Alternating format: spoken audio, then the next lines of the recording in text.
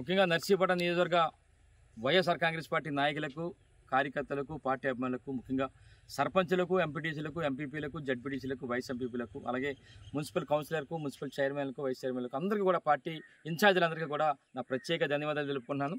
ముఖ్య సమాచారం ఏంటంటే ఈరోజు మనందరం చూసాం, గత 5 సంవత్సరాల నుంచి కూడా గౌరవ ముఖ్యమంత్రి గారు వైఎస్ జగన్మోహన్ గారు బ్రహ్మాండమైన పాలన, వాలంటీర్ పాలన పెట్టి ప్రతి ఇంటికి కూడా ఏం కావాలో తెలుసుకొని నేరుగా వాళ్ళ దగ్గర నుంచి ఎన్నో సేవా కార్యక్రమాలు వాలంటీర్ వ్యవస్థ ద్వారా జరుగుతున్న సంగతి అందరూ చూస్తున్నాం. ఈ 5 సంవత్సరాల కాలంలో బ్రహ్మాండంగా వాలంటీర్ పనిచేస్తానని చెప్పి పక్క రాష్ట్రాలు సైతం కూడా పెట్టే విధంగా ఈ వాలంటీర్ వ్యవస్థ పనిచేస్తున్న సంగతి ఈ రాష్ట్రం అంతా కూడా చూస్తుంది.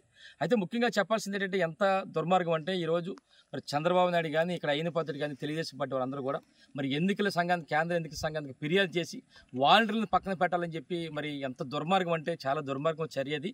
ఎందుకంటే ఈరోజు ప్రతి నెల 1వ తారీఖున తలుపు తట్టి మరీ వాలంటీర్లు అందరూ కూడా మరి అక్కడ వెళ్ళి పింఛన్ ఇచ్చే కార్యక్రమం చేస్తున్నారు.